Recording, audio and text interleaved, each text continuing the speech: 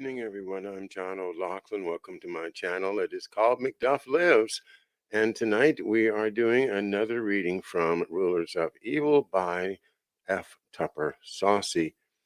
I hope you've had a chance to catch up or at least notice the new series we're doing here at the channel called Synarchism, the Third Force. And I'll be doing a lot more work on this because I think it's actually a gold mine of information that has been there in plain sight, but nobody's put it together because it hasn't been in their best interest to do so. So we're putting it together here on Macduff Lives, usually at 11 a.m. And tomorrow at 11 a.m. we'll have Harley Schlanger to help us more with understanding the events of Kazakhstan, Ukraine, Russia, China, what's going on in the diplomatic circles that they have a lot of access to over there in Europe. So that'll be exciting, 11 a.m. tomorrow morning here at Macduff Lives. Thanks, everyone that's supporting us over at Patreon. If you want to support us, there's a Patreon button on the website at screamingospreys.com. And thanks for everyone that does. Okay, so we're going to get back to the book. All right, thanks. And Andy's here producing tonight from, well, I won't say where he is. An undisclosed location. I know there's just too many fans that would be knocking on his door.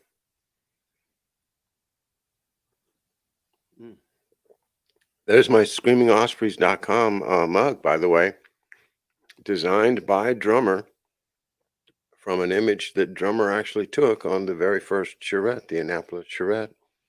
This is the osprey that is the first screaming osprey, the one that started it all back in on Marsh's birthday, Drummer's birthday, July 20th in 2019. So a lot of good things coming together. Always good to have each of you with me tonight. Melissa, Corky, Robert, Ezra, Being, Root, and All the Sun. I like that name, Being Here. Being There is a movie. I want to do a show on Being There. I think it's so timely right now. But that's not what we're doing right now. Let's get over to our book, and I'm going to just start in where we left off.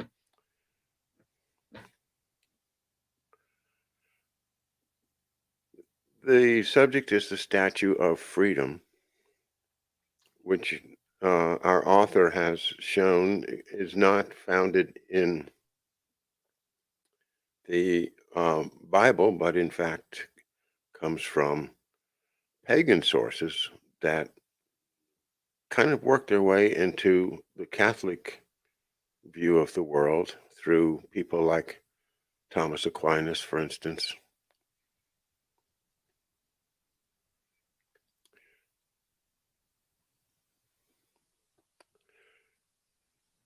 So it's March of 1863. So this is the Statue of Freedom, and it's mounted on a temporary pedestal. It was on display in case people wanted to come see it, but the author says, well, neither Matthew Brady nor anyone else came to photograph it to photograph her, Freedom, while she was available for close-ups. Why? Was there a fear that some Protestant theologian might raise a hue and cry about the pagan icon about to dominate the Capitol building? Apparently, not too many Protestants ever examined Freedom at ground level. The District of Columbia was still virtually a Roman Catholic enclave. Isn't that amazing? 1863, and you think of it's kind of getting cosmopolitan by then, but no, we hear that it's still basically a Catholic enclave, and I just don't think of it that way. I never did in my whole life, from childhood in the 50s. it didn't seem to be a Catholic place. It still doesn't, but the evidence is there. So it was in 1863 not a Protestant place, it was a Catholic place. And that's why nobody said anything. That's what our author is saying, anyway.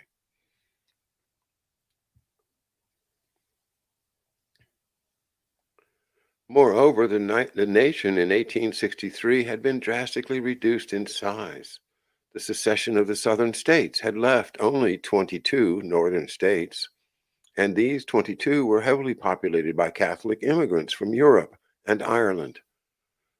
Quote, so incredibly large, we recall from Sidney E. Alstrom's Religious History of the American People, quote, was the flow of immigrants that by 1850, Roman Catholics, once a tiny and ignored minority, had become the country's largest religious communion, unquote. Thus, Crawford's towering goddess, Crawford, the builder of the statue, the sculpture,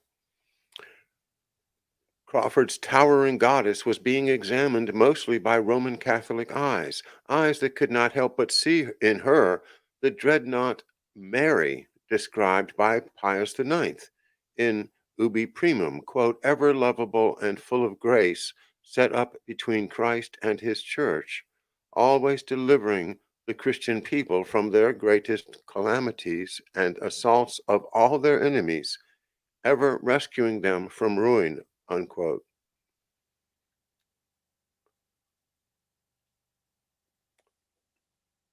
Pius IX, the Pope for like, I don't know what, 40 years or so, and the one that, well, let me get back to the book. The war rapidly advanced to conclusion while freedom held forth on the east grounds of the capital. The Union forces under Burnside lost to Lee at Fredericksburg, but Rosecrans defeated the Confederates at Murfreesboro and Grant took Vicksburg.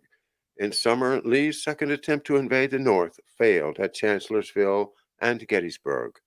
By fall, Grant won the battles of Chattanooga and Missionary Ridge with Sherman and Thomas. By the end of November 1863, the Union had taken Knoxville, and the Confederacy found its resources exhausted and its cause hopelessly lost.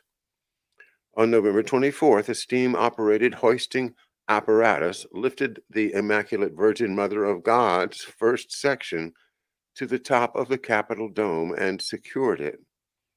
The second section followed the next day. 3 days later, in a driving thunderstorm, the third section was secured. The fourth section was installed on November 31st.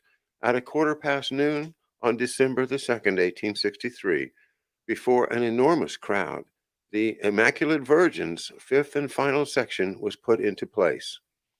The ritual procedure for her installation is preserved in Special Order number 248 of the War Department. Her head and shoulders rose from the ground. The 300-foot trip took 20 minutes. At the moment the fifth section was affixed, a flag unfurled above it. The unfurling was accompanied by a national salute of 47 gunshots fired into the Washington atmosphere. 35 shots issued from a field battery on Capitol Hill. 12 were discharged from the forts surrounding the city. Reporting the event in the December 10th issue of the New York Tribune, an anonymous journalist echoed the qualities that Pius IX had given Mary. Quote, during more than 2 years of our struggle, while the national cause seemed weak, she has patiently waited and watched below. Now that the victory crowns our advances and the conspirators are being hedged in and vanquished everywhere, and the bonds are being freed, she comes forward, the cynosure of thousands of eyes, her face turned rebukingly toward Virginia, and her hand outstretched as if in guarantee of national unity and personal freedom. Unquote. If Tribune readers felt more nationally united and personally free because freedom was glaring at rebellious Virginia and outstretching her hand to her beloved America, they were deceived. For the goddess faced in precisely the opposite direction. She faced east, as she does to this day, faced east across Maryland, quote, the land of Mary, across the Atlantic, toward her beloved Rome. In fact, neither hand stretches in any direction. Both are at rest, one on her sword, and the other holding the laurel wreath. And her 47 Jupiterian thunderbolt gunshots. They were a tribute to the Jesuit bishop who had placed the District of Columbia under her protection, for December the 2nd, 1863, tolled the 47th year from John Carroll's last full day alive on December the 2nd, 1815.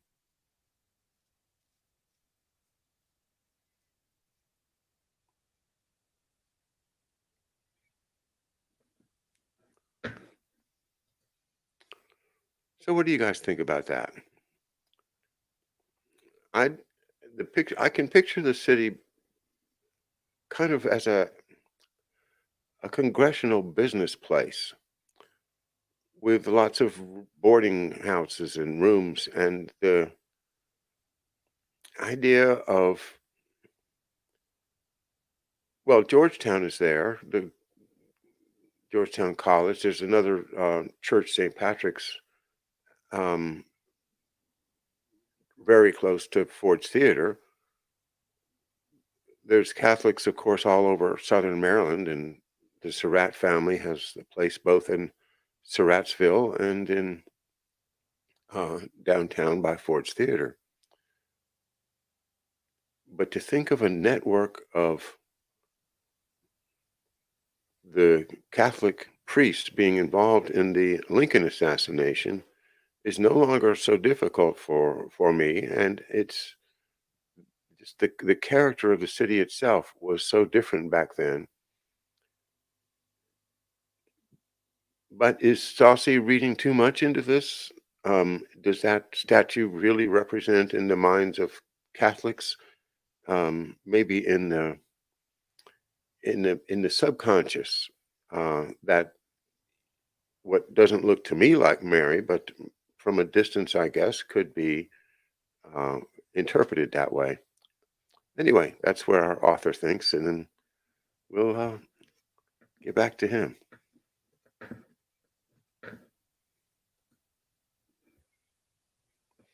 Once the pressures of the installation were over, an exhausted but relieved Capitol architect Thomas U. Walter wrote to his wife Amanda at their Philadelphia home to say, quote, that her ladyship looks placid and beautiful, much better than I expected, and I have had thousands of congratulations on this great event, and a general regret was expressed that you were prevented from witnessing this triumph.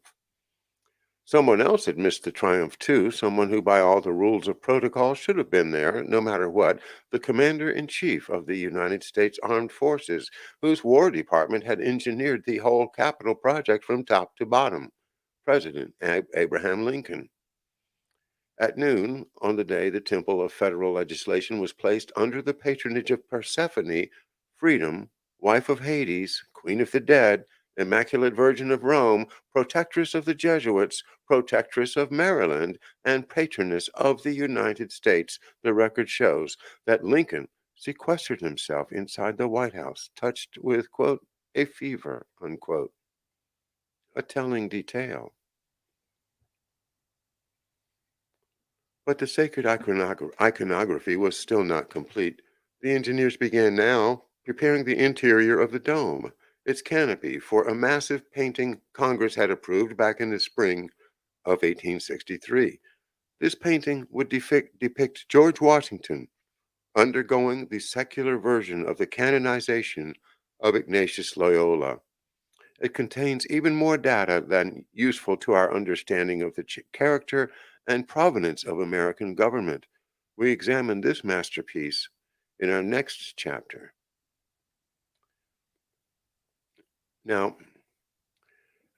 let me go back to the screen where I can see you guys and see, Andy, if you could get the Capitol Dome, the interior, it's a if you're inside the Capitol, you look up and you see this painting inside the dome, and it has George Washington in it. And that would be one painting that I'd like to have. And then the other one,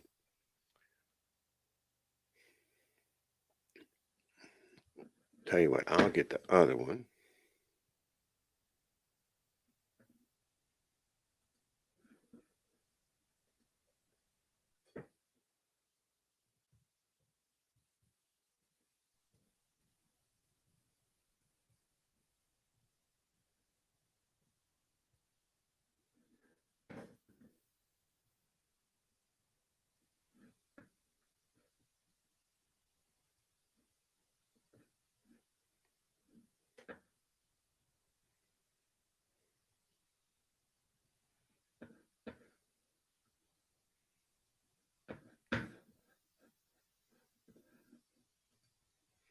Okay. Yeah, that's it. So if you can zoom in on that, Andy, we'll see George Washington sitting there in his heavenly seat. And right below him, the figure that is on the cover of the book, Rulers of Evil, that is our friend Armed Liberty with her sword and shield with the eagle in front of her. So this is the painting that's being referred to. It's the apotheosis, they call it. And that means when someone goes into heaven and joins the gods. And what's really amazing is that there is another painting that's very similar that's in Italy, and it is the Apotheosis of Ignatius Loyola. And that is in the dome of some cathedral over there in Europe. I can't remember where, but where is it?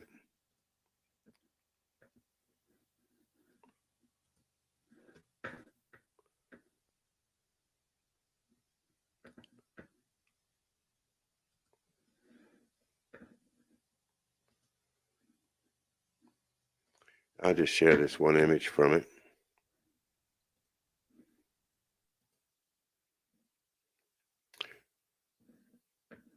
So this is the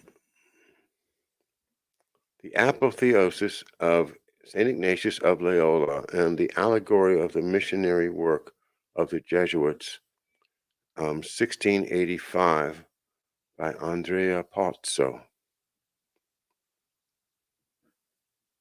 Church of St. Ignatius, Rome, Italy. Okay, so this is more than coincidental. This is an intentional reference made in the dome of the Capitol to the apotheosis of St. Ignatius, the founder of the Jesuit order, and identifying George Washington as a kind of a saint of that same tradition by copying the same way to show that he's become like a god.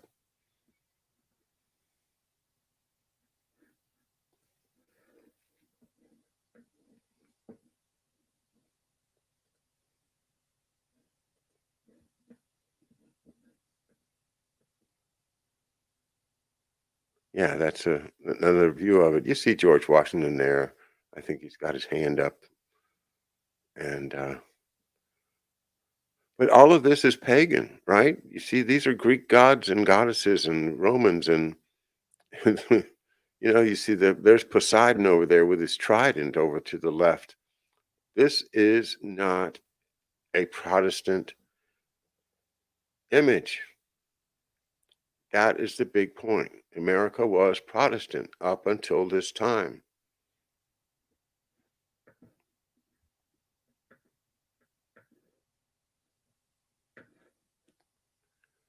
All right, I'm going to go back to my book here for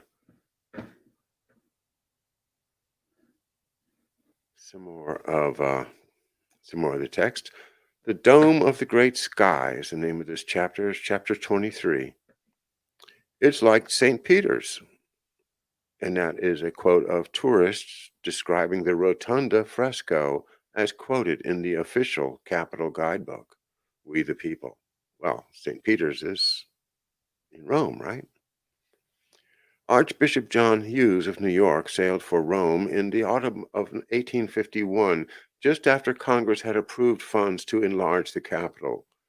Hughes had laid the cornerstone for St. Patrick's Cathedral in Manhattan and had helped the Jesuits establish Fordham University in Westchester. Think about who went to Fordham recently, right? Lots of people. Now he was helping them decorate the capital's interior. In Rome, Superior General John Ruthan introduced the Archbishop to Constantino Brumidi, an artist boasting an impressive list of credits.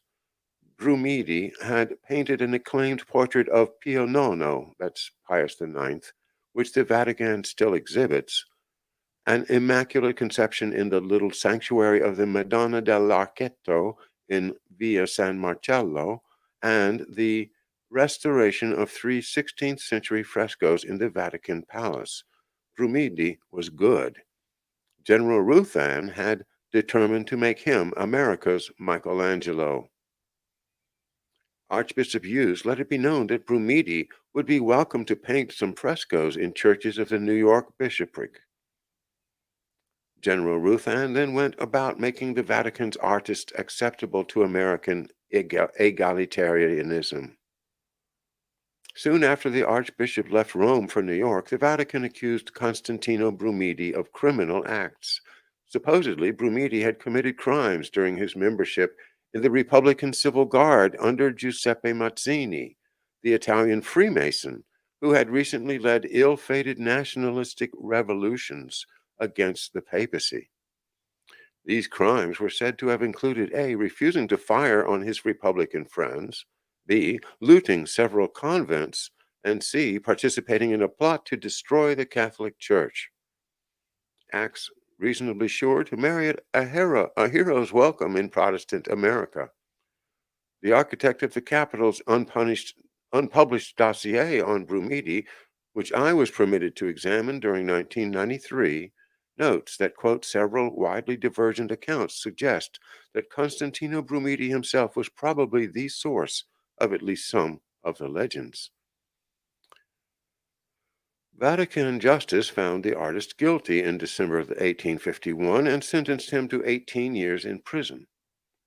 Several weeks later, the sentence was reduced to 6 years, and within 2 months, on March the 20th, Pio IX himself quietly granted Brumidi an unconditional pardon. General Ruthan then placed his newly created Republican freedom fighter on a ship bound for America. Brumidi arrived in New York Harbor on September 18th. On November 29th, he filed for state citizenship with the New York Court of Common Pleas. Although the invite had come to paint New York churches, there was no such work to be done there. Instead, the Archbishop sent him to Mexico City by way of Washington, D.C. In Washington, Brumidi was received by his Masonic brother, Thomas Walter. For 2 years, Walter had been serving President Millard Fillmore as the architect of the Capitol. When the cornerstone for Walter's capital expansion plan was laid on the 4th of July, 1851, President Fillmore and Commissioner of Public Buildings Benjamin French, who also happened to be, quote, Grand Master of the Masonic Fraternity, led a colorful ceremony. Washington's popular National Intelligencer reported the occasion was, quote, welcomed by a display of national flags and the ringing of bells from the various churches and engine houses. Thomas Walter needed Constantino Brumidi, an edifice as important as the United States Capitol, like the palaces of Augustus and Nero, the baths of Titus and Livia, the loggia of Raphael at the Vatican, required the most noble and permanent interior decoration possible. Only fresco painting, in which pigments are mixed with wet mortar immediately before application to the surface, would suffice. And only Constantino Brumidi, of all the artists living in America, knew how to paint fresco. But the dome was not yet ready to be frescoed, so the artist was routed to the sunny Italian climate of Mexico City to enjoy life, to ponder his subject matter at a casual pace, to wait for the call.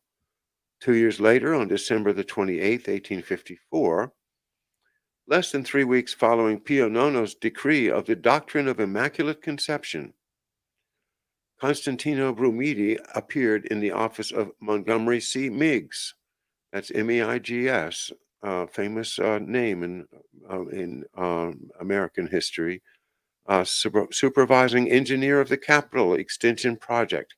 The Capitol's unpublished dossier on Brumidi relates that as the two men conversed in broken French, Brumidi struck Meigs as, quote, a lively old man with a very red nose, either from Mexican suns or French brandies. The immediate upshot of their conversation was a commission to paint a fresco covering an elliptical arch at one end of Meigs's office in the Capitol. It was the first fresco ever painted in the United States, as well as Brumidi's first in 5 years.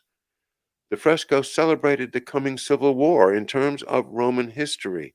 According to the Commission's report, it depicted, quote, a senator who points to Rome and appeals to Cincinnatus to come to the help of his country. Cincinnatus, the 5th century BC Roman dictator, was called to defend Rome twice, first from foreign invaders and then from his own common people. Likewise, American heroes first defended their Rome against foreign British invaders, and were now about to be called to defend that same Rome against her own seceding states. Brumidi completed the Cincinnatus in March 1855. Meigs invited various congressmen to behold it. They were impressed. On March 20th, Jefferson Davis approved of the Cincinnatus and authorized Meigs to negotiate a salaried contract with Brumidi. Constantino Brumidi's lifetime career spent decorating the Capitol began on a salary of $8 a day. His contract allowed him to accept other artistic projects, but not to leave Washington. In November 1855, he began a canvas painting of the Blessed Virgin for St. Ignatius's Jesuit Church in Baltimore, but was not present for its installation on the Feast of the Immaculate Conception. In the summer of 1862, even as Thomas Crawford's statue was being cast at the Mills Foundry, Thomas Walter wrote to Brumidi asking him to paint something monumental in real fresco to cover the 4,664 square foot inner surface of the Capitol's dome. 3 weeks later, Brumidi submitted some sketches of something he entitled Apotheosis of Washington. The word apotheosis was then commonly understood by its definition in Webster's as the act of placing a prince or other distinguished person among the heathen deities.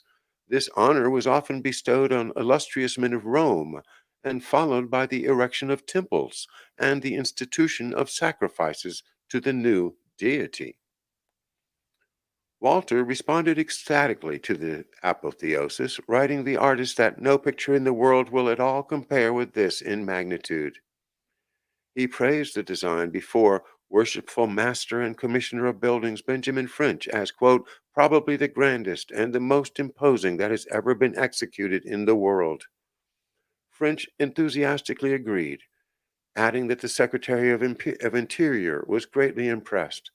Final approval at a price of $40,000 came on March 11th, 1863, just as the Immaculate Virgin was being placed on her temporary pedestal on the Capitol's east grounds.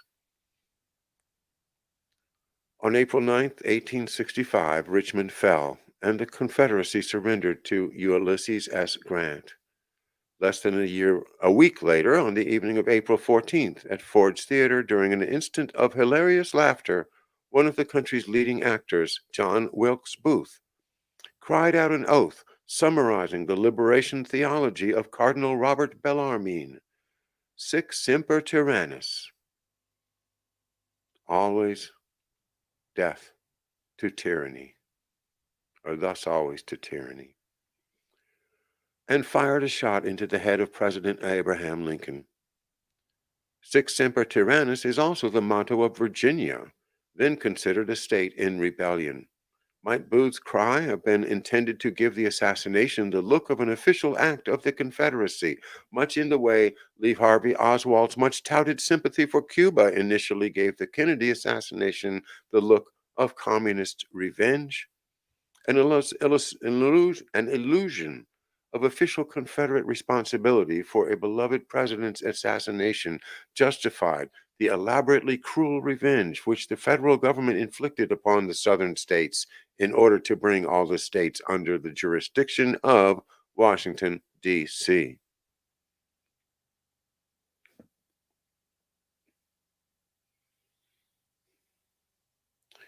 Booth had associated with 7 people who were brought to trial less than a month following the assassination. It was not a civilian trial, but a special 11-man military tribunal appointed by President Andrew Johnson called the Hunter Commission. Counsel for the defendants objected to the commission, arguing that the military had no jurisdiction over civilians, and therefore the proceeding was unconstitutional. The objection was overruled, and the trial moved forward. Within 7 weeks, the commission, a 2/3 majority, not the unanimity required of a civilian jury, found 4 of the conspirators guilty. On July 7th, 1865, they were hanged. Quote, the great fatal mistake of the American government in the prosecution of the assassins of Abraham Lincoln, unquote, wrote Reverend Charles Chinqui, the excommunicated priest who Lincoln had successfully defended in his early law career, and it's see note 2 in chapter 22, was to cover up the religious element of that terrible drama. That's what we read last week, actually. But this was carefully avoided throughout the trial. The religious element, the fact that all 7 of the conspirators were devoted Roman Catholics, was carefully avoided because of who controlled the trial. As commander-in-chief of the armed forces, it was Johnson himself who quite constitutionally reigned supreme over the Hunter Commission, but Johnson was also a Freemason, which meant that he followed the wise directions of the unknown superior. Thus, the real power behind the Hunter Commission was Superior General Peter John Beck, a relatively young Belgian who was a great favorite of Pio IX, Pope Pius IX, the only head of state in the world to recognize the Southern Confederacy as a sovereign nation. Obedient to the will of General Beck, President Johnson issued an executive order closing the courtroom to the working press. At the end of each day, officials would ration to send to selected reporters from the Associated Press news carefully evaluated to keep, quote, the religious element out of the public consciousness. Charles Chiniquy tirelessly investigated the assassination. After the conspirators were executed, he went incognito to Washington and found that, quote, not a single one of the government men would discuss it with me, except after I had given my word of honor that I would never mention their names. I saw with a profound distress that the influence of Rome was almost supreme in Washington. I could not find a single statesman who would dare to face that nefarious influence and fight it down. One official told him, quote, this was not through cowardice, as you might think, but through a wisdom you ought to approve, if you cannot admire it, unquote, had there not been censorship. Had the witnesses been pressed a little further, quote, many priests would have been compromised, for Mary Surratt's house was their common rendezvous. It is more than probable that several of them might have been hanged. 30 years after the assassination, a member of the Hunter Commission, Brigadier General Thomas M. Harris, published a small book revealing that Lincoln's assassination had actually been a Jesuit murder plot to extirpate a Protestant ruler. Harris stated, quote, it is well established that the headquarters of the conspiracy was the house of a Roman Catholic family of which Mrs. Mary E. Surratt was the head, and that all of its inmates, including a number of boarders, were devoted members of the Roman Catholic Church. This house was the meeting place, the council chamber of Booth and his co-conspirators, including Mrs. Mary E. Surratt and her son John H. Surratt, who next to Booth were the most active members of the conspiracy. Commissioner Harris went on to relate that Mary Surratt's son John had been a Confederate spy for 3 years, quote, passing back and forth between Washington and Richmond, and from Richmond to Canada and back as a bearer of dispatches. I might pause and say, well, I'm sure that he passed right near here in Charles County, Maryland, because the Confederate mail service ran exactly where the Potomac River Bridge is right now, and that was the way that they got from Richmond to Washington, was by small boats at night crossing the river, just like John Wilkes Booth tried to do and did.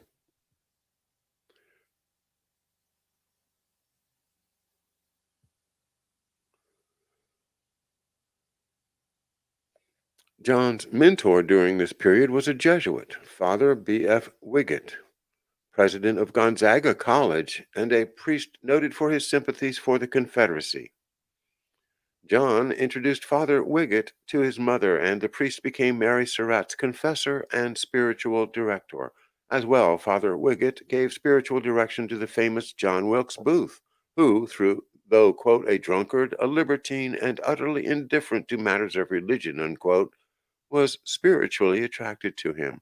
Quote, the wily Jesuit, sympathizing with Booth in his political views, and in the hope of destroying our government and establishing the Confederacy, was able to convert him to Catholicism, unquote. Hard evidence of that conversion was found on the assassin's corpse. Quote, on examination of Booth's person after his death, it was found that he was wearing a Catholic medal under his vest and over his heart. At the conspiracy trial, Father Wiggett testified to Mary Elizabeth Surratt's, quote, good Christian character. Even assuming her complicity in the assassination, Wiggett, as a Jesuit, could truthfully say Surratt was a good Christian simply by reserving mentally that A, by Christian he meant Roman Catholic, that under the terms of the Directorium Inquisitorium, every individual may kill a heretic, and C, that twice a heretic for his Protestantism and for his having successfully defended an excommunicated priest, i.e., Father Chiniquy. But Mary, after all, kept the nest that hatched the egg, as President Johnson put it, and was hanged. Conditional to her death sentence was a provision that a petition for mercy would be attached and sent to Johnson. By execution day, July 7, 1865, Surratt's daughter had heard nothing from the president. Distraught, she appeared at the White House to beg him for clemency. Two government men stood in her way. Preston King and Senator James Henry Lane denied her access to the president, who later declared he had never received any petition for mercy. The following November, Preston King drowned, his body laden with weights. In March, Senator Lane shot himself. Parentheses, in the judgment of one modern investigator, quote, some person or persons were apparently determined that Mary Surratt should not live. Shortly thereafter, the Supreme Court rendered a landmark decision that would have won all the conspirators a jury trial. Ex parte Milligan held that military courts have no jurisdiction over civilians. Milligan lent Mary Surratt's death at the hands of Protestants an aura of tragedy and Catholic martyrdom. Charles Chiniquy obtained important testimony supporting the widely held suspicion of Jesuit responsibility for the assassination. He received from Reverend Francis A. Conwell, chaplain of the 1st Minnesota Regiment, a sworn affidavit saying that on April 14, 1865, he was visiting St. Joseph, Minnesota, location of a Roman Catholic seminary. Reverend Conwell swore that about 6 o'clock that evening, the man in charge of the seminary, a storekeeper, by the name of J.H. Linneman told him and another visitor, Mr. H.P. Bennett, that President Lincoln had, quote, just been killed. The next day, Reverend Conwell journeyed 10 miles to the town of St. Cloud. As soon as he arrived, he asked the hotelier, Mr. Hayworth, if he had heard any news of a presidential assassination. Mr. Hayworth had heard nothing, as St. Cloud had neither railroad nor telegraph. On the following morning, April 16th, on his way to preach a sermon in church, Reverend Conwell was handed a copy of a telegram brought up by stagecoach from Anoka, Minnesota. The telegram announced that President Lincoln had been assassinated on Friday evening at about 9 o'clock. On the morning of Monday the 17th, Reverend Conwell hurried to St. Paul and reported to the newspaper that in St. Joseph he had been informed of President Lincoln's assassination 3 hours before the event took place. It sounds like Building 7 collapsing, right? The paper published his report. We now have before us, wrote Commissioner Harris, quote, positive evidence that these Jesuit fathers, priests of Rome, engaged in preparing young men for the priesthood away out in the village of St. Joseph in far off Minnesota, were in correspondence with their brethren in Washington City and had been informed that the plan to assassinate the president had been matured, the agents for its accomplishment had been found, the time for its execution had been set, and so sure were they of its accomplishment that they could announce it as already done, 3 or 4 hours before it had been consummated. The anticipation of its accomplishment so elated them that they could not refrain from passing it around as a piece of glorious news.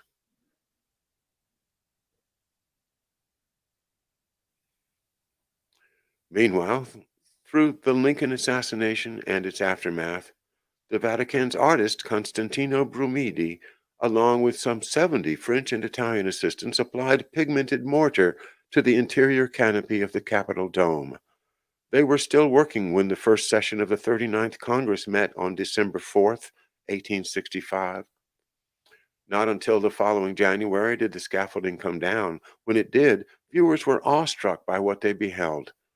Brumidi had crowned the ceiling of America's legislative center with a glorious panoramic visualization from Book 6 of Virgil's Aeneid, where Aeneas's blind father, Anchises, explains Novus Ordo Seclorum, quote, here is Caesar and all the line of Julius, all who shall one day pass under the dome of the great sky. This is the man, this one, of whom so often you have heard the promise, Caesar Augustus, son of the deified, who shall bring once again an age of gold to Latium, the land where Saturn reigned in early times. He will extend his power beyond the Garamants and Indians over far territories north and south of the zodiacal stars, the solar way, unquote. The epicenter of Apotheosis of Washington is a solar orb, the sun god, into which Augustus Caesar was said to have been absorbed when his body died. From the Capitol's highest interior point, Augustus radiates his golden light outward and downward to the next in the line of Julius, the deified George Washington. The god, Washington, occupies the judgment seat of heaven, sword of justice firmly clasped in his left hand. Basking in the light of Augustus, Pontifex Maximus, he rules, quote, over far territories north and south of the zodiacal stars, the solar way. Like his Caesarian forebears, Washington is God, Caesar, father of his country. On the right hand of the father sits Minerva, holding the emblem of Roman totalitarianism, the fasces. Minerva, we recall, was the virgin goddess of the Sacred Heart. It was she who rescued the heart of the Son of God and placed it with Jupiter in heaven. She was called Minerva when praised for her justice and wisdom. When praised for her beauty and love, Minerva was known as Venus, the Queen of Heaven. She and Venus were often identified with each other, just as statues of both were reconsecrated Mary through Roman Catholic missionary adaptation. Minerva's most persistent role in ancient paganism was Dea Benigna, the mediatrix. She heard the prayers of sinful mortals and passed them on to Jupiter. In the same way, the Roman Mary is believed to pass Catholic prayers on to Christ. Completing the circular composition around the solarized Augustus are 13 nubile goddesses. These are the original states. They dance weightlessly in space, supporting a white banner inscribed with the soul of the Bacchic gospel, quote, E pluribus unum. Above the head of each state goddess floats a magical white pentagram. Beneath all this celestial revelry, Brumidi painted a more Roman gods mingling with American mortals. Here is Vulcan, the god of fire and craftsmanship, planting his foot on a cannon while his workers prepare munitions and weapons of death and destruction. And over here Neptune rises with his trident from the sea in a horse-drawn scallop-shell chariot. And here the wise mediatrix communicates with American scientists Benjamin Franklin, Samuel F.B. Morse, inventor of the code, and Robert Fulton, inventor of the steamship. And here the goddess immaculately conceived, the dreadnought Mary, wearing the pentagrams and eagle headdress of Thomas Crawford's statue atop the dome's exterior. She mobilizes her sword and shield against a pack of fleeing sinners, labeled tyranny and kingly power.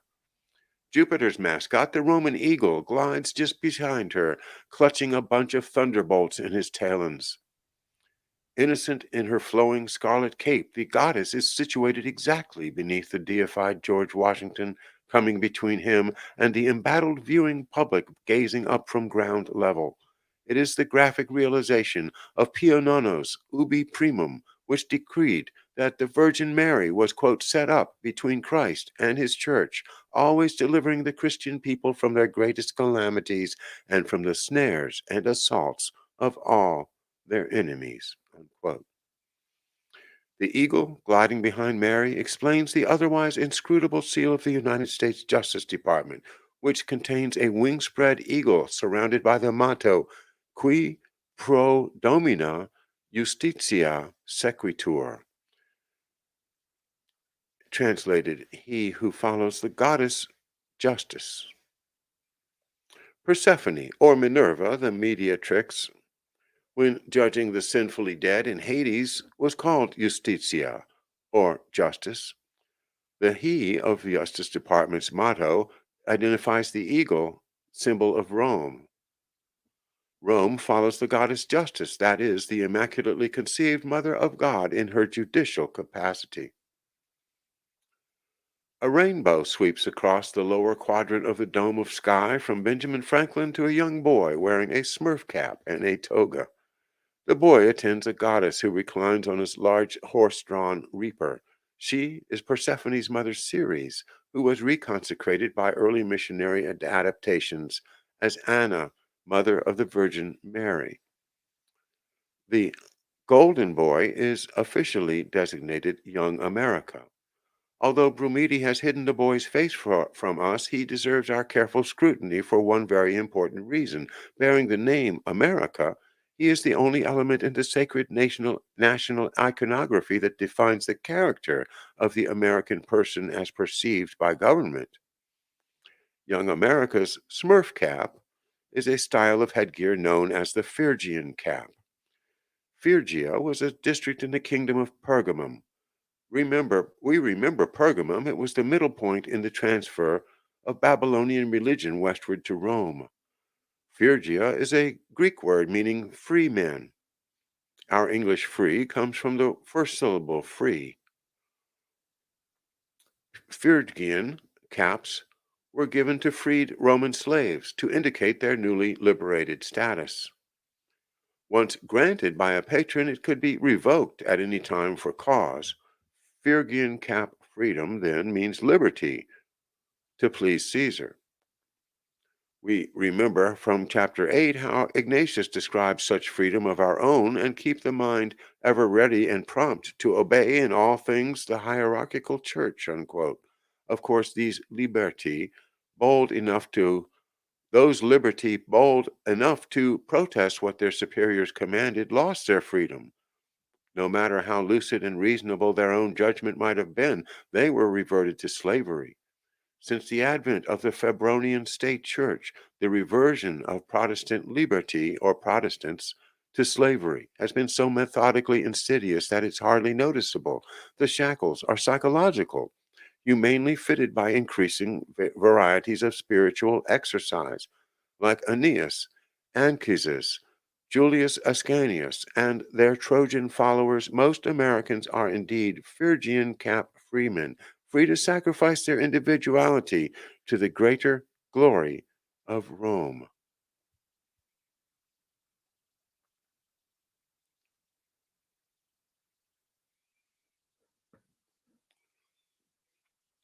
All right, more on the Freedom Cap next time. I've always liked the idea of the Freedom Cap. Without thinking of it in terms that that we just read from Tupper Saucy, where he is saying, well, yeah, it's freedom, but it's only conditional freedom. It's freedom on a string, right? Where they can pull the string and you're back into slavery. I never thought of it that way. It always seemed to me that it was the colonists wearing the liberty cap, and the French did it too. Of course, they're very iconic French pictures with the liberty cap, the red liberty cap. To personally like it. I think I wouldn't mind being in a liberty cap movement someday, but that might remind me too much of another silly cap movement.